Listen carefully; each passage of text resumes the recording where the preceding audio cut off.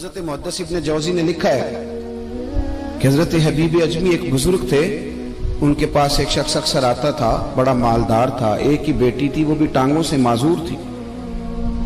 تو آپ اکثر اس کو کہتے کہ تو توبہ کر، اللہ کی بارگاہ میں رجوع کر۔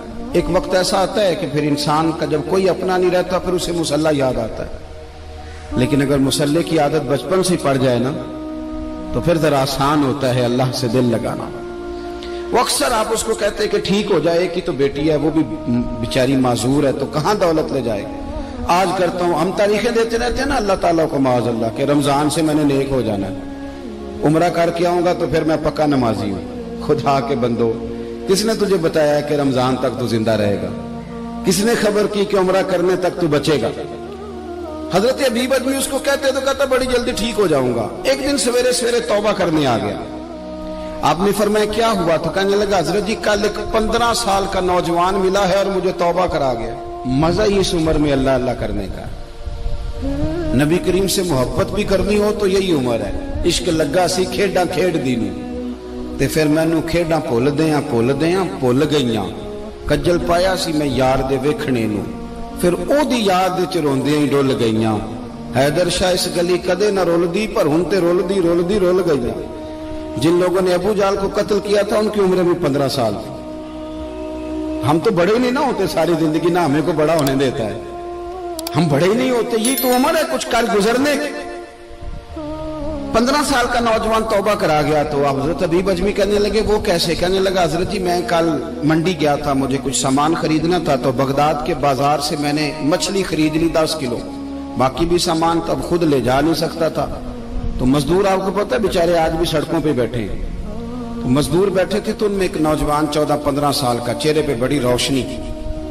میں نے اس کو کہا بیٹے مزدوری کرو گے؟ کہنے لگا حضور مزدوری بھی کرتا ہوں، پڑھائی بھی کرتا ہوں، اور جو اللہ کو منظور ہو اس کی عبادت بھی کرتا ہوں۔ میں نے اسے کہا کہ یہ میرا سامان ہے فلان جگہ پہنچانا، کیا لوگے؟ کہنے لگا 3 دینار مزدوری۔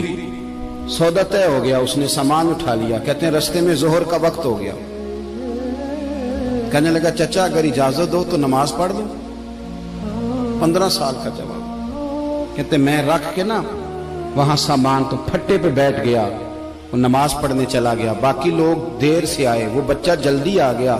میں نے کہا بیٹے آپ جلدی آ گئے؟ کہنے لگے نفل چھوڑ دیے، آپ یہی نہ سمجھ لیں کہ کام چور ہے، میں بعد میں پڑھ لوں گا۔ کہتے ہیں وہ دوپہر کا وقت، رمضان بھی نہیں تھا، میں اس بچے کو نوجوان کو گھر لے گیا اور میں نے اپنی بیوی سے کہا کہ بڑا نیک ہے، نمازی ہے، اور راستے میں یہ بھی ہوا ہے کہ میں نے اسے ایک دفعہ کہا ہے کہ یہ مجھے تھوڑی دیر کے لیے دے دو، گرمی بڑی ہے، تمہیں پسینہ آ رہا ہے، میں اٹھا لیتا ہوں۔ کہنے لگا نہیں چچا میں رزق حلال کھاتا ہوں، اگر آپ اٹھائیں گے تو میں 3 دینار مزدوری پوری نہیں لوں گا، پھر پیسے کم کروں گا، میں نے طے کیا ہے کہ اٹھاؤں گا۔ تو کہتے ہیں میں نے اپنی بیوی کو بتایا تو بڑی متاثر ہوئی، کہنے لگی دوپہر کا کھانا پک گیا، اسے کو روٹی کھا لے، رمضان بھی نہیں تھا۔ کہتے میں باہر نکلا، اس کو 3 دینار تھمائے، تو میں نے کہا بیٹے ایک بات میری مانو گے؟ کہنے لگا بتائیے۔ میں نے کہا کھانا پکائے کھا لو۔ کہنے لگا میں معافی چاہتا ہوں، میں نے روزہ رکھا ہوا ہے۔ حضور نے حکم دیا، حکم نبی کریم نے حکم دیا، بخاری مسلم کی حدیث ہے، فرمایا نوجوانوں اگر تمہارے پاس طاقت ہے تو نکاح کر لو ورنہ روزے رکھو۔ حکم دیا، یا نکاح اور یا روزے، یہ سرکار کا حکم ہے۔ بھائی نفلی روزہ نفس کی قوتوں کو کچلتا ہے، انسان میں نورانیت اور روحانیت لاتا ہے۔ کہتے وہ کہنے لگا میں نے روزہ رکھا ہے، میں اور متاثر ہو گیا۔ میں نے کہا اب کیا کرو گے؟ کہیں اور جانا ہے؟ کہنے لگا نہیں، میں جس دن 3 دینار کما لیتا ہوں پھر میں مزید لالچ نہیں کرتا، باقی وقت یا قرآن مجید پڑھتا رہتا ہوں یا نبی پاک پہ درود شریف پڑھتا رہتا ہوں۔ آپ بتائیں؟ تو میں نے کہا کہ افطار میرے ساتھ کر لو۔ کہتے ہیں میں اسے مسجد چھوڑ آیا اور خود میں لوٹ آیا، افطار کے بعد میں اسے لایا، کھانا کھلایا، عشاء پڑھی، اس کا گھر دور تھا، میں نے ڈرائنگ روم کھول دیا، بیٹھک کھول دی، وہیں وہ سو گیا۔ میری 20 سال کی معذور بچی کبھی چل نہیں سکتی تھی، کوئی طبیب کوئی حکیم میں نے چھوڑا نہیں تھا اس کو دکھایا نہ ہو، ایک ہی بیٹی وہ بھی معذور پیدائشی۔ اس کے کمرے میں گئے، میاں بیوی اسے کھانا کھلا اور بتایا بیٹے ایک نوجوان ہے، بڑا نیک ہے، ہمارے گھر میں آج بڑا پرہیزگار۔ پتہ ہے حضور نے کیا فرمایا؟ نبی کریم فرماتے ہیں جب نوجوان اٹھ کے تہجد پڑھتا ہے نا، نوجوان تو اللہ فرشتوں کے سامنے اس نوجوان پر فخر فرماتا ہے. اللہ فخر کرتا ہے کہ عمر دیکھو اور دیکھو یہ میری بارگاہ. اللہ فخر کرتا ہے, اللہ یعنی خدا خود میرے مجلس بود, اللہ فخر کرتا ہے. اب سوچیں, تو ہم نے اپنی بیٹی کو بتایا کہ نوجوان اور بڑا نیک ہے,